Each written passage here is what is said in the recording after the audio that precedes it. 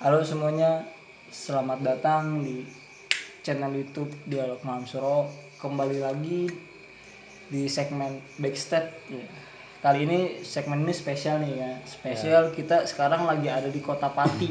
Lebih tepatnya di daerah yang bernama Kayen. Ya. Nah ini kenapa kita milih sini karena kita juga ikut salah satu tim Dialog Malam Suro untuk pulang kampung gitu kan. Karena dengar-dengar dari tim salah satu tim kita ini di tempatnya atau saudara sendiri adalah tokoh di tempat ini. Nah, dan lagi-lagi di sini kita nggak bisa rame-rame yang sesuai kita janji kemarin karena masing-masing dari tim kita punya urusan masing-masing yang nggak bisa ditinggalin. Dan kebetulan Alif pun sebenarnya ada di sini tapi dia lagi tidur. Nah, pada kesempatan kali ini kita lagi ada di rumahnya tokoh tersebut nih ya. Nah, ini langsung aja lah ya. Ini gua sama Bacek dan sendiri sama Pauko. Pauko ini bisa dibilang tokoh agama, tokoh masyarakat pun, tokoh adat istiadat, tokoh ekonomi dan tokoh banyak hal lagi lah di daerah Kayen ini gitu. Ini pokok sebenarnya aku pengen nanya gitu pokok ya, kenapa gitu pokok nyemplung gitu di dunia pergaiban lah gitu kalau orang ini bilangnya sih gitu.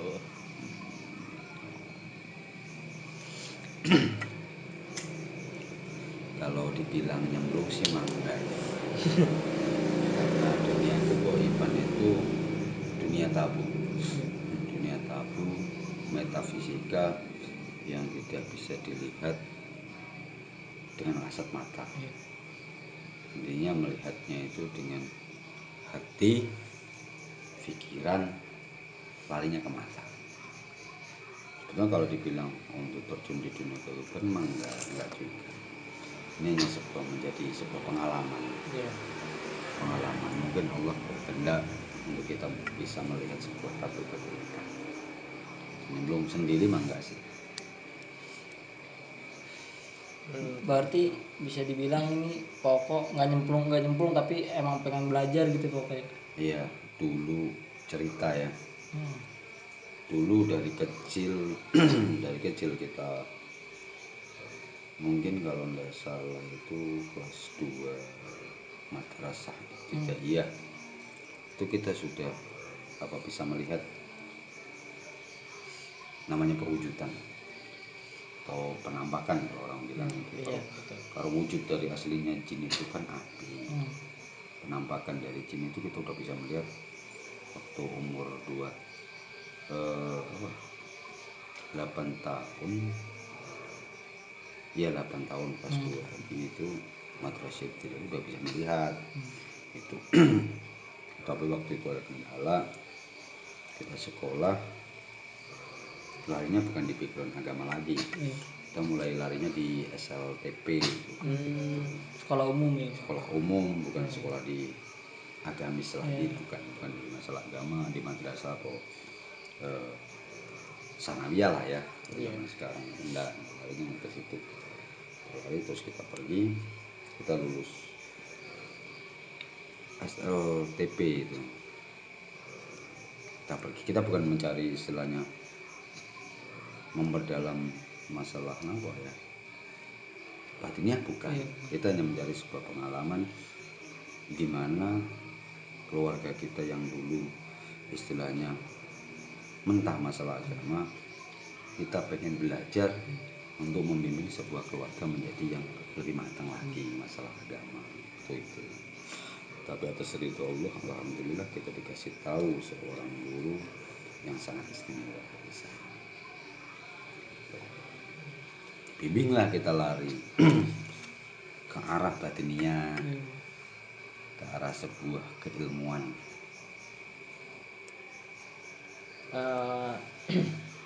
Sama ini paling pokok, kan berarti kan pokok bisa lihat dari kecil ya pokoknya.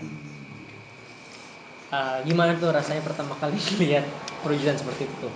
Apa biasa aja ya? Seperti itu ya. Apa biasa aja ataukah awal-awalnya takut?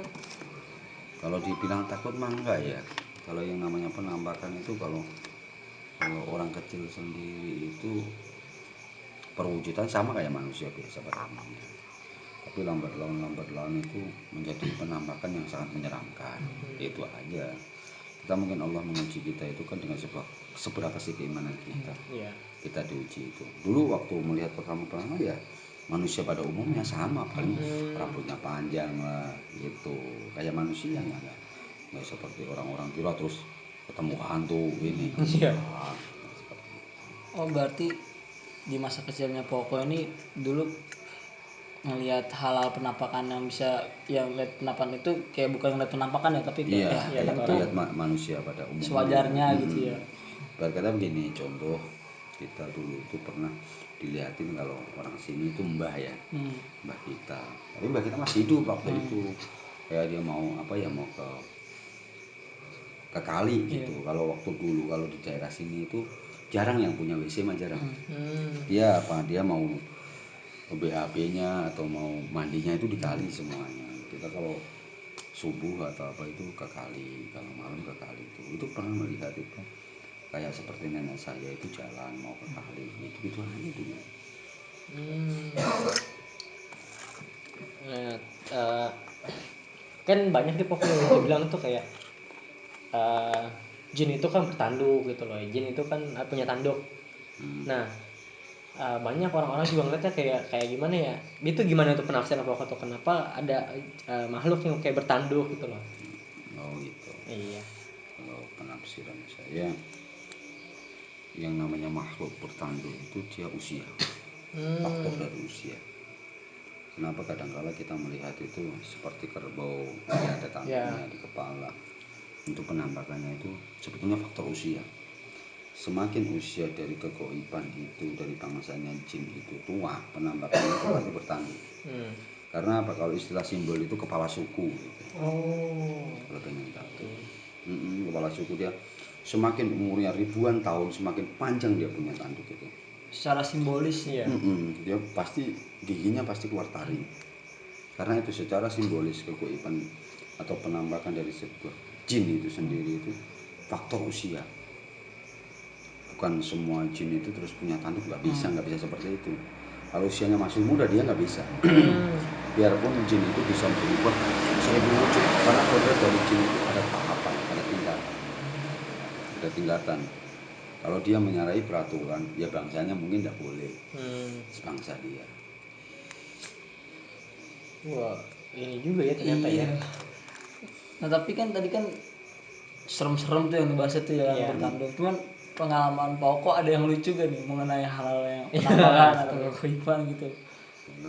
Kalau penampakan mau banyak sih yang lucu ya. Kita kan berteman itu dengan siapa aja ya. Nah, betul. Termasuk kita itu berteman dengan makhluk yang dinamakan jin gitu. Yang penting kita tidak menyekutukan Allah, tidak pernah memberi makan atau apa. Kita berteman dengan siapa aja boleh. Yang penting satu kaum muslimin. Iya. Gitu.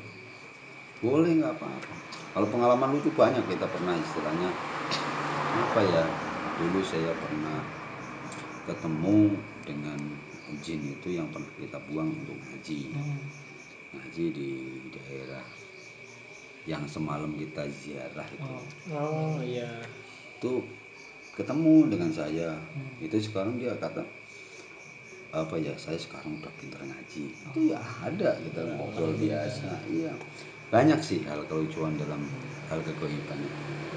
Berarti bisa dijadiin temen buat berbagi hal, entah itu cerita ataupun pengalaman dari Poko ataupun si makhluk gaib ini bisa dijadikan bertukar cerita lah ya. Bisa, insya Allah bisa. Cuman kategorinya jin itu banyak bohongnya, daripada benernya itu banyak bohongnya gitu. Makanya kita jangan dimanipulasi dengan bangsanya jin. Kadang-kala bangsanya jin itu laki-laki itu bisa berubah menjadi perempuan, perempuan bisa menjadi laki-laki. Kadang penampakan kita melihat penampakan ini kuntilanak, cakep gitu ya. Kadang-kala orang terinspirasi, wah saya mau ketemu dengan Nyi Roro Kidul umpama gitu. Ketemu nih Nyi Roro Kidul pakai selendang, pakai ini cantik. Itu belum tentu Nyi Roro Kidul. Gitu. Itu ada bangsa jin kafir yang menyesatkan biar kita takut dengan Nyi Roro Kidul itu sendiri seperti itu. Banyak hal seperti itu yang pernah kita alami dalam dunia spiritualis itu seperti itu. Makanya kita buka tabir kegoibannya. Betul asli nggak ini Nyi Roro Kidul gitu. Bisa itu. Ada tingkatan ilmu yang istilahnya membuka tabir kegoiban. Kita buka 1, buka 2, buka 3. Nanti wujud penampakan dari jin itu apa aslinya. Dia makhluknya itu aslinya penampaknya apa, itu nanti kelihatan. Gitu. Kadang-kala kan kita di pelabuhan ini, wah saya melihat kuntilanak gitu. Itu kuntilanak bener enggak gitu. Kadang-kala kalau orang-orang awam itu apa ya, terus dikait-kaitkan gitu. Cocokologi. Iya, iya, Raka juga pernah denger tuh yang apa, kayak kan hantu di Indonesia sama hantu di luar tuh beda tuh pokoknya. Nah itu mungkin ya Raka sih ini menafsirkan sendiri ya, karena itu adalah wujudnya jin yang kita takut gitu loh. Maksudnya dengan wujud pocong dari kecil kan kita udah dilatih kan, jadi kayak udah dididik nih. Oh, pocong tuh seperti ini bentuknya, kuntilanaknya seperti ini bentuknya. Jadi kayak jin ini menakuti manusia dengan menyerupai hal seperti itu. Nah itu benar apa nggak tuh Koko? Ya ini kalau seperti itu tuh real terjadi gini, apa yang manusia pada umumnya kerjakan itu jin ya kerja. Sama jin itu ada pertanian, ada kantor, ada sama kayak kita, ada orang di pasar, itu seperti itu. Komunitasnya, komoditinya sama kayak kita, kayak jual beli. Kalau di bangsanya dia, kalau di bangsa jin kan kalau malam kan dia siang, di kita malam dia itu siang, di sana siang, kita itu kita malam gitu. Seperti itu. Apa yang kita kerjakan jin juga kerjakan. Makanya dia bisa meniru semua manusia ini, gaya manusia.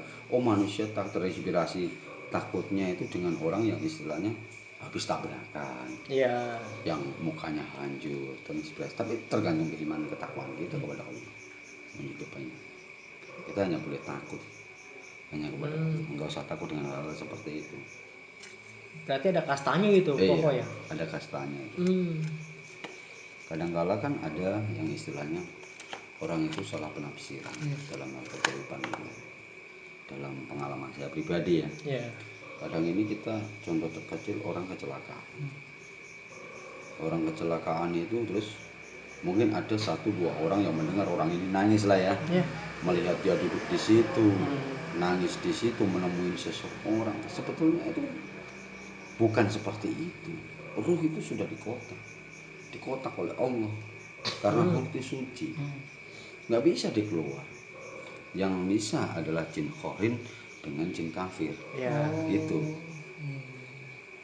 Seperti itu. Jadi yang menakuti, yang istilahnya apa ya, kalau orang bilang itu menjadi sebuah penampakan ya, yang menyesatkan seseorang itu sendiri kadang jin kafir, yang pengen menakuti semua bahwa ini habis orang mati, biar orang pada takut. Kalau ketakutan kan nanti suatu saat kalau ditemuin orang terus orang itu berasumsi, wah ini nanti dikasih kembang, dikasih suguhan biar dia nggak nangis lagi.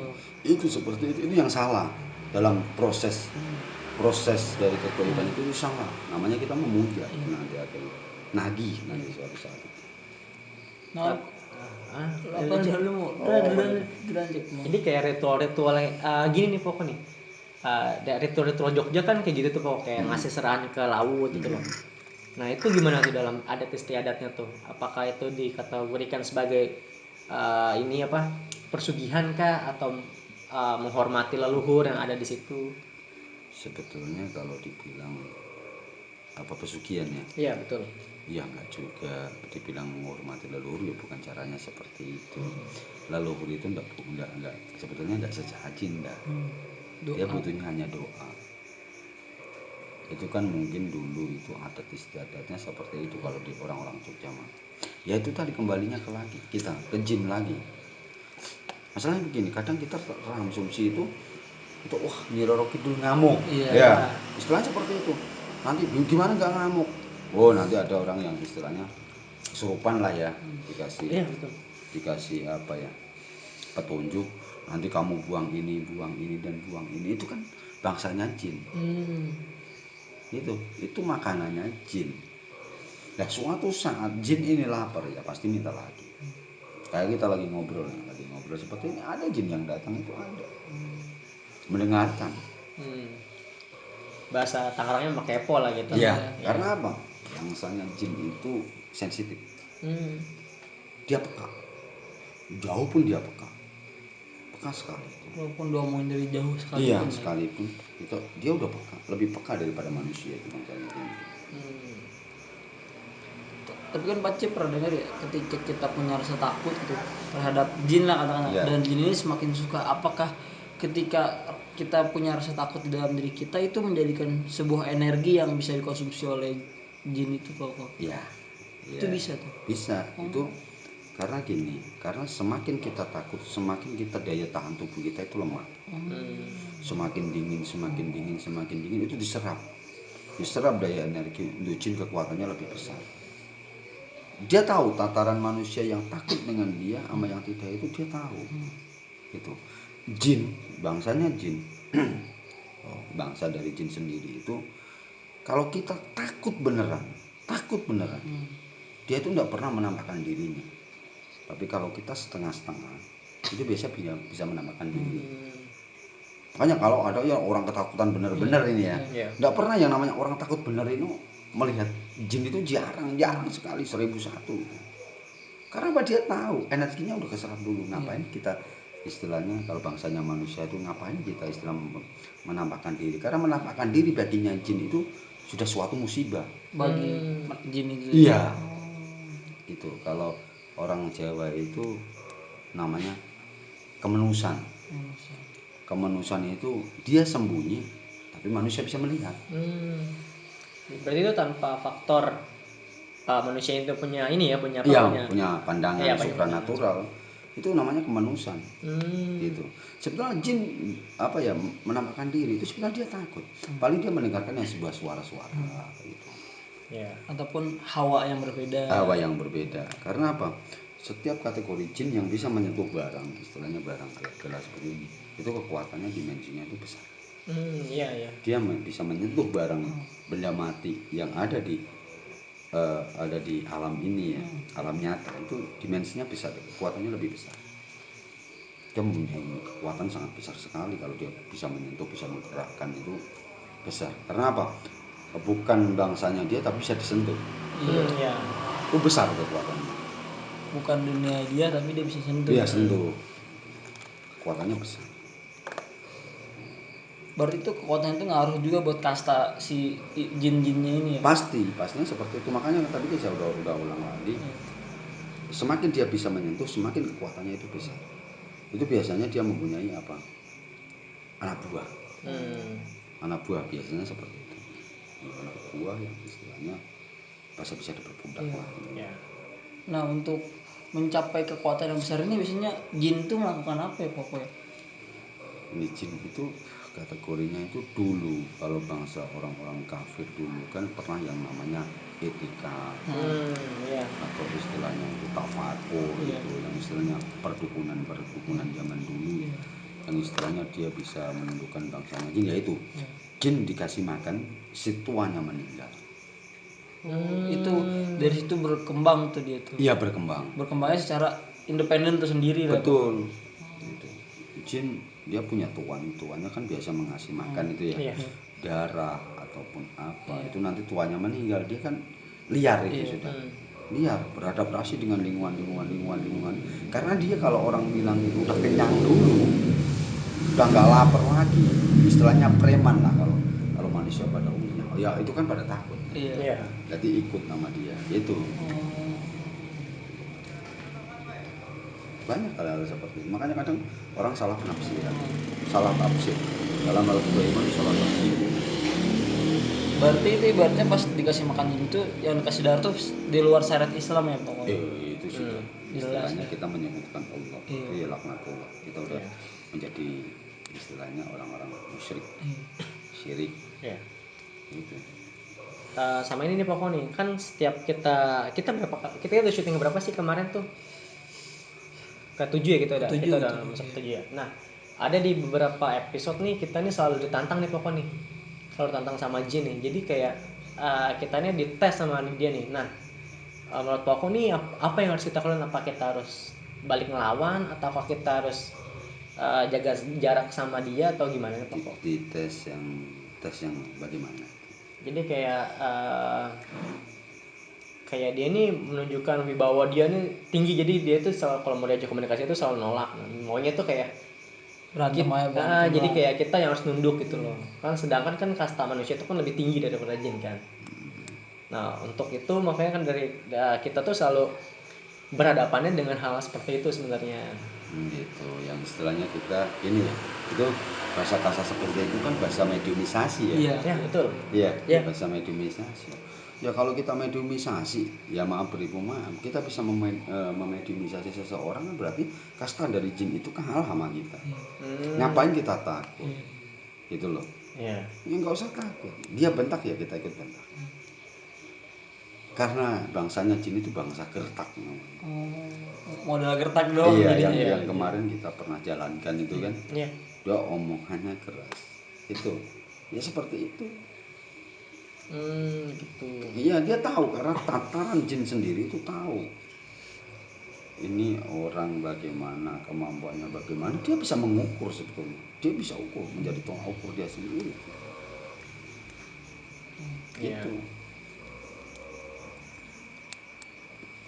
Lagi cek. Apa ya, sebenarnya sih gue pengen lebih ngomongin ini kayak kan sekarang kita kan lagi di Jawa gitu kan ya. Nah, kan apalagi Poko ini sosoknya apal banget sama Situasi. situasi tradisi Jawa tuh kayak gimana gitu kan. Itu perkembangan Jawa tuh dimulai dari mana sih Poko tuh sebenarnya tuh? Ya, peradaban dari Jawa, tanah Jawa sendiri kan apa ya? Dari tanah kerajaan ya. Yang orang-orang dulu ahli istilahnya orang-orang tafakur, orang-orang yang sakti, dinamain orang-orang yang sakti dalam tafakur, tapi masalah agama Islam itu belum masuk di sini. Namanya peradaban. Peradaban. Dan jikalau bakal dari istilahnya tanah Jawa, pusat dari tatanan tanah Jawa ini ya di Wonosobo. Di Dieng. Begitupun Nusantara ya Poko. Nusantara itu namanya negeri atas awan itu. Dulu itu sistemnya kepercayaan. Itu kepercayaan bukan istilah dia punya Tuhan, tidak. Dia itu dewa. Animisme dinamisme. Iya, dia itu dewa, bukan istilahnya agama Kristen atau Islam, Buddha, bukan seperti itu, kepercayaan semuanya. Peradabannya ya di Wonosobo, semua ilmu, ada ngepet, ada santet, Oh berarti awal mulanya dari situ ada tuh ya? pelet, itu ya dari situ.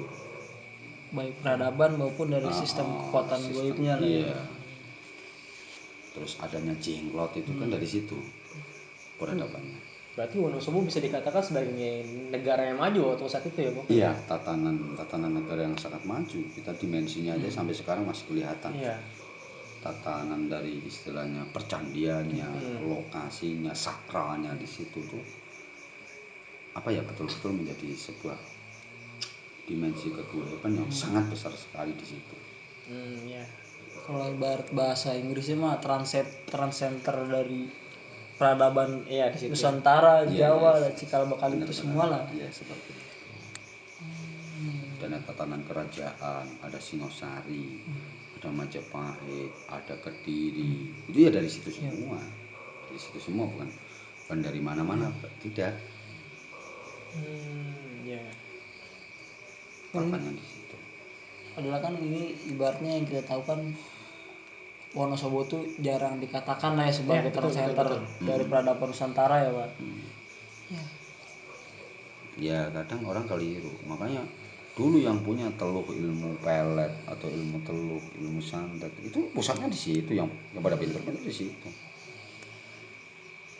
Termasuk cikal bakal nama Banten itu kan dari Wonosobo.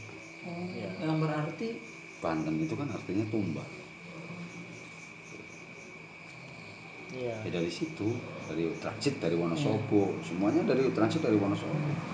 Karena peradaban itu terus adanya gunung meletus ya, kita ganti peradaban lagi. Yang dulunya percandian menjadi sebuah kerajaan. Jadinya kerajaan menjadi rumah tempat tinggal yang dinamakan Sokowuru. Itu kalau orang Jawa itu Sokowolu. Gitu. Jadi pusat tatanan kerajaan. Jadi Wonosobo. Alik sih, ini alik Iya. sih. Itu juga baru tahu nih siaran tentang Jawa tuh ternyata seperti itu. Nah, itu kenapa ya pokoknya nggak pernah dituliskan dalam buku sejarah gitu loh? Karena tidak semua orang bisa mengerti dalam sejarah kalau betul-betul nggak belajar masalah kegoiban itu sendiri. Kalau belajar dengan kegoiban itu sendiri ya pastinya ditulis. Iya. Ditulis dari sejarah itu. Karena cara mengarangnya sendiri kan nggak bisa asal ngarang. Iya, betul. Nggak bisa asal ngarang. Harus ada bukti otentik yang bisa menjelaskan. Sebetulnya.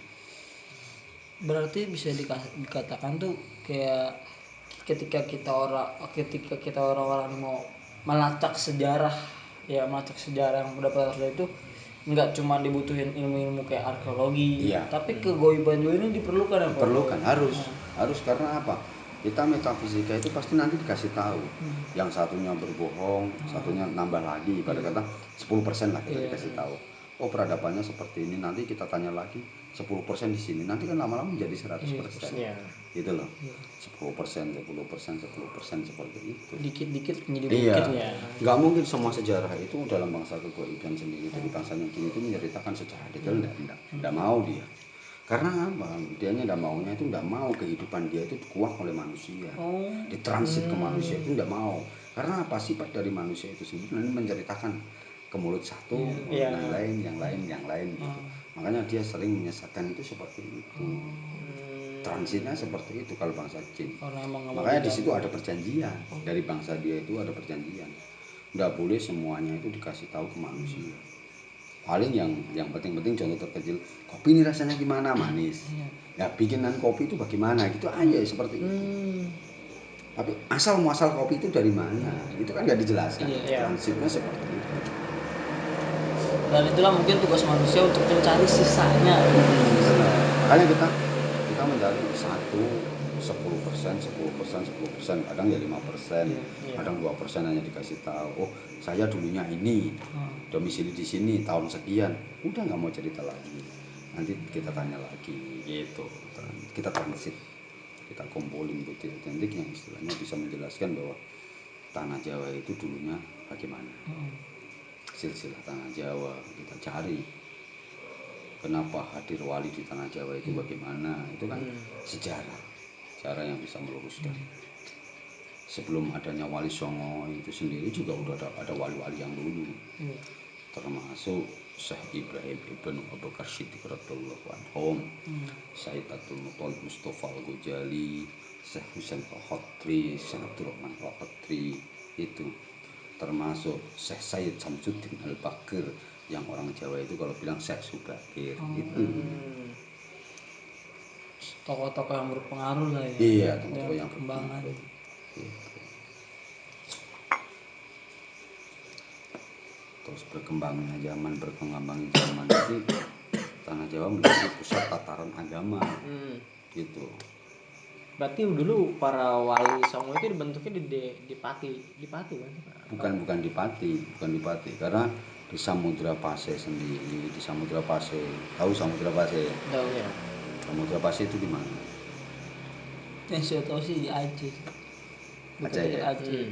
Samudra Pasai itu sekarang menjadi negeri yang namanya Singapura. Oh. Transit dari semuanya termasuk Syekh Husain Al-Khatri, Syekh Abdurrahman Al-Khatri, itu Syekh Abdurrahman, termasuk yang Syekh Datul Odang yang orang sekarang itu orang-orang Brunei Darussalam gitu. Transit aja seperti itu, kita di transit. Gitu. Transitnya dulu di Singosari. Kerajaan Singosari. Juga hadir agama pertama kali itu kan kerajaan Tumapel. Oh, Tumapel. Sebetulnya agama Islam sudah menyebar itu di agama Tumapel sebetulnya. Tapi yang membawa dulu bukan Arab, Cina. Orang Cina dulu. Nah, kan di sejarah kan dijelaskan itu kan dari bangsa Arab tuh. Ya. Iya, datang ke Indonesia untuk berdagang awalnya kan, akhirnya Iya. menyebarkan agama Agama. Islam melalui seni lah dibilangnya gitu, karena untuk mendekatkan diri.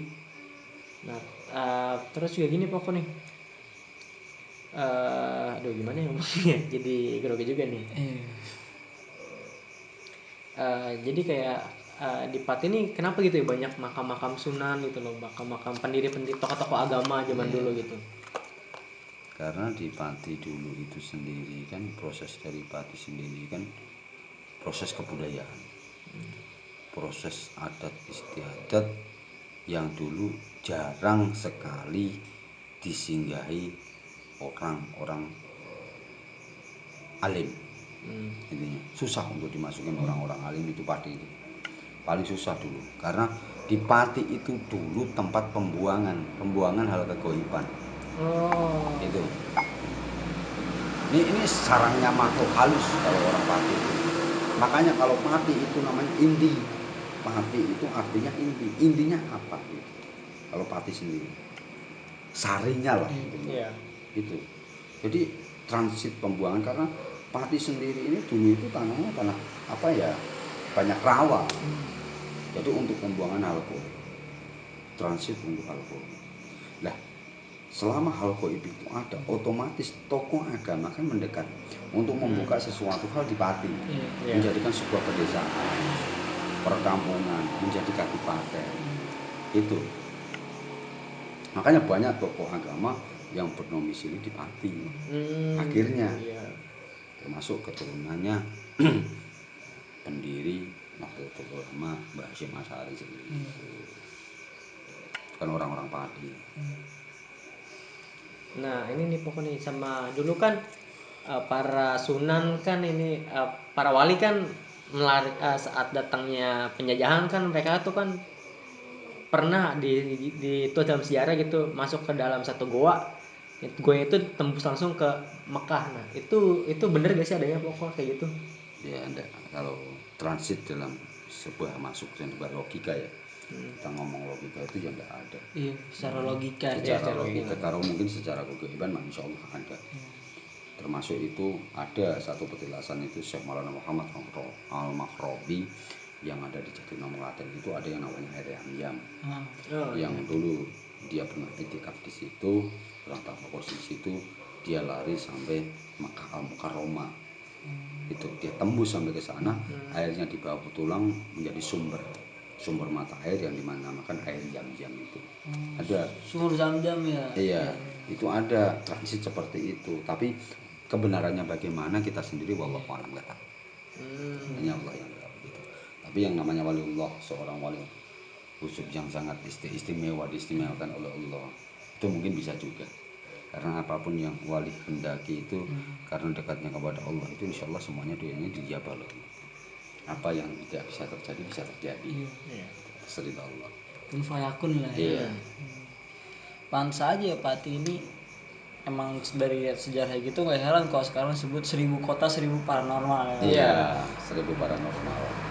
Kota 1000 paranormal itu kenapa punya sebutan kota 1000 paranormal? Karena orang Pati itu dulunya ahli tirakat. Orang Iya. Pati itu sakti, sakti betul-betul sakti, orang-orang sakti. Itu dari Pati semua. Kalahnya orang Pati itu dengan santet. Kalau orang Jawa itu apa ya bilangnya? Kandel kulite, bedel ususe.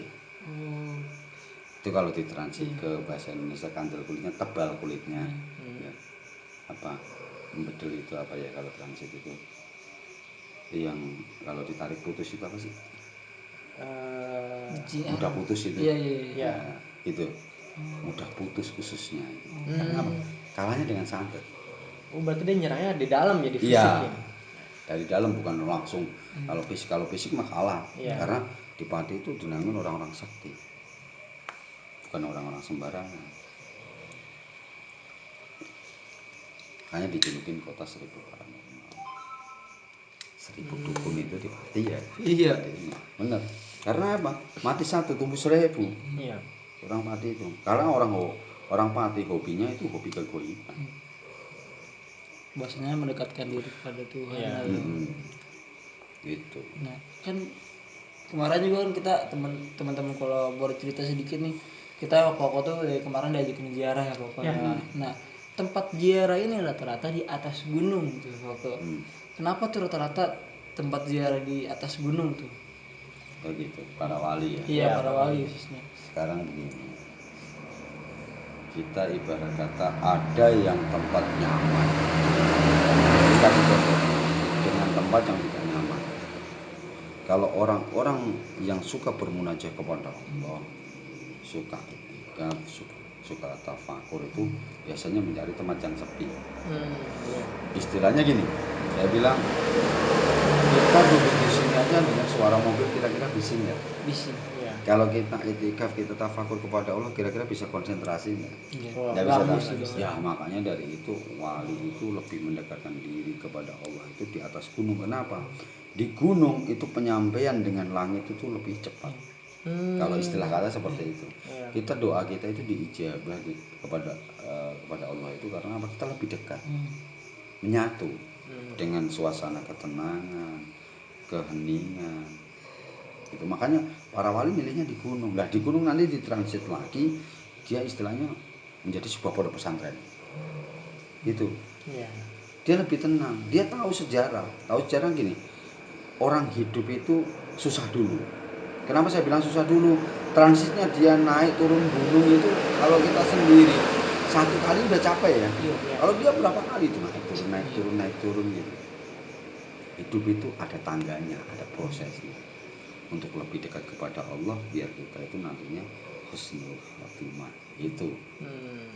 Seperti itu transit itu wali mengajari orang itu kesederhanaan.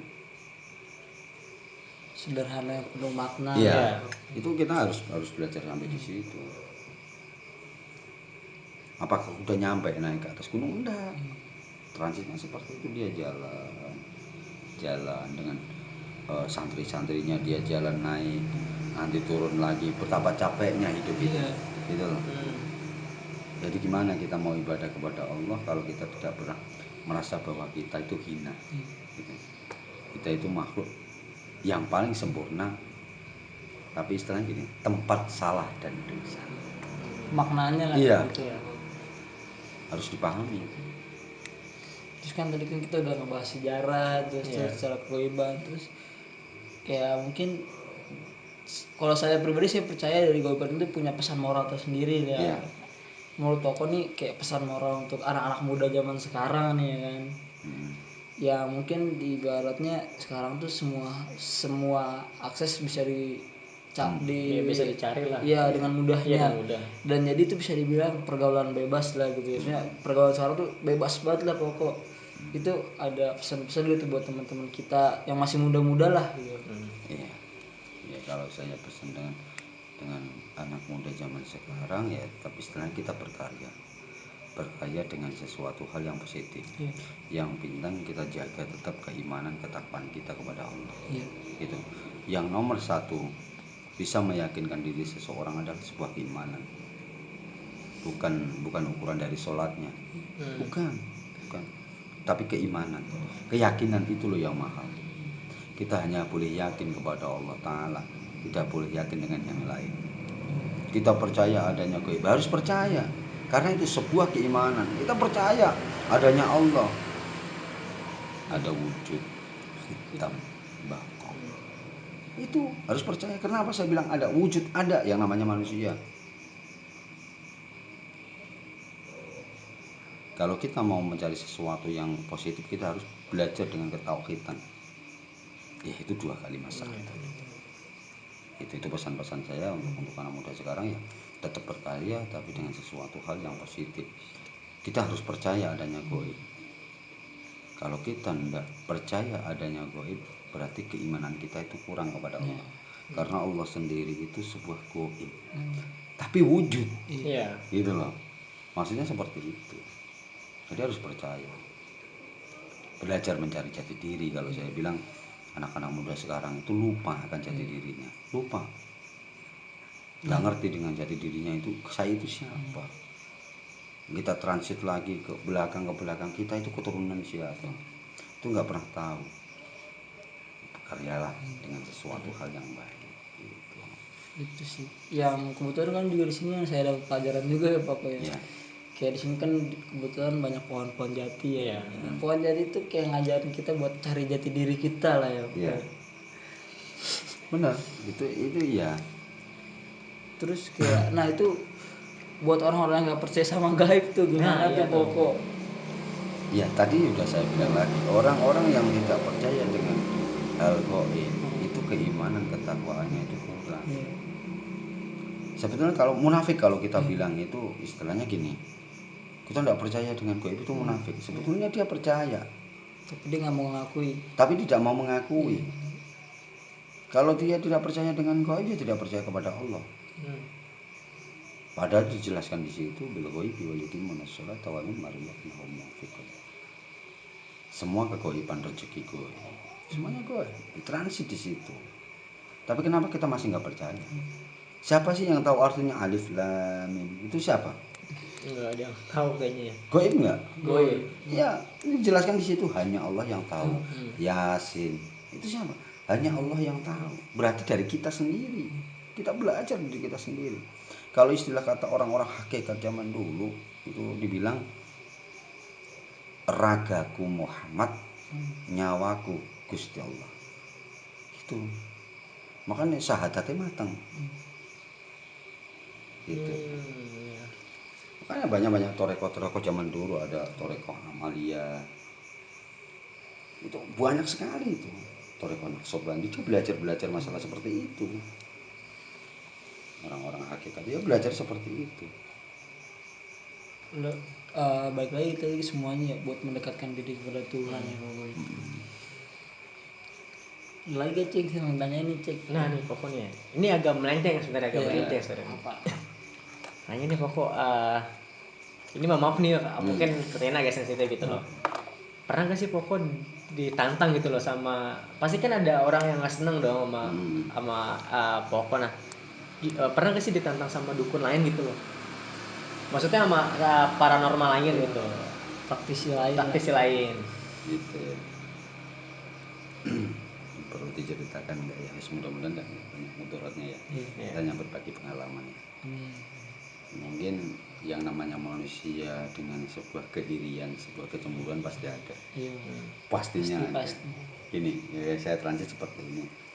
Ibarat kata kamu kena masalah ya, istilahnya gini, dibikin orang ya, datang ke tempat kita lah. Alhamdulillah dikasih kesembuhan oleh Allah. Kira-kira yang membuat ini marah nggak? Pasti marah.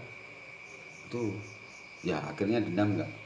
Iya. Akhirnya dia itu apa ya, gimana sih cara membunuh si ini orang? Pastinya seperti itu. Banyak, mungkin bukan satu, ratusan, mungkin ratusan ya, seperti itu. Ini pengalaman saya pernah dulu itu apa yang namanya kita itu nyamperin itu paranormal di Jawa Timur dulu. Pernah saya itu ngobatin orang Jawa Timur itu berbagi ya. Itu sakit di sini sembuh, saya suruh pulang kumat lagi, dibikin lagi. Saya datang loh ke Jawa Timur itu, mau saya obrak-abrik itu tempatnya, padepokannya itu benar itu. Itu pernah kejadian seperti itu ya, hanya sebatas menjadi sebuah pengalaman bagi saya semakin dekat kepada Allah gitu loh. Banyak sih yang namanya orang-orang benci dengan sebuah kebaikan itu banyak sekali. Namanya juga hati manusia. Iya, kita nggak pernah tahu. Yang kita anggap sekeliling kita kadang benar aja bisa salah. Iya betul. Iya. Apa yang kita anggap ini sekeliling kita ini orang baik, belum tentu baik di mata Allah. Tapi yang kita lihat, oh orang ini jelek, belum tentu jelek di mata Allah. Yang bisa membuat baik dan buruknya manusia itu hanya Allah Ta'ala. Wah, berat sekali ya perbincangan kita ya pada backstage kali ini ya. Gimana Cek, ada pertanyaan lagi Cek? Nah, ada sih cukup sih. Entar lagi cuma di belakang kamera. Oh boleh. Ya mungkin dari Poko mungkin ada pesan-pesan sebelum kita tutup Iya. nih Poko nih. Iya, yang penting sesuatunya itu dimulai dengan niat yang baik, insya Allah Allah memberikan yang baik. Innamal amalu binniyat, kita kembalikan lagi ke niat. Kalau kita niatannya semata-mata untuk ibadah kepada Allah, insya Allah kita ditujukan sesuatu yang manfaat. Gitu. Yang penting semuanya kembali ke diri kita sendiri. Kita harus berpikiran itu positif, jangan sampai yang negatif. Berkaryalah dengan sesuatu yang positif, jangan yang negatif. Seperti hal-hal apapun itu kita tetap minta ridho Allah. Ya. Itu aja. Makasih buat Poko ya kan, buat cerita-ceritanya, sharing-sharingnya, pengalamannya dan nasihat-nasihatnya. Makasih juga buat Bacik nih udah nemenin nih kan, nemenin kita ngobrol. Ya untuk teman-teman terima kasih buat udah nonton ya video kita. Kalau emang senang sama video kita jangan lupa share di media sosial teman-teman dan jangan lupa subscribe ya Cik ya. Ya, atau like-nya juga boleh. Komennya kalau perlu ya Iya. kan. Mungkin dari kita sekian, dan sekali lagi saya menegaskan ini hanya dari perspektif kita masing-masing ya Iya, Bro ya benar. Cek ya. Kalau mungkin teman-teman punya perspektif lain ya nggak masalah, ini kan perspektif kita pribadi. Iya.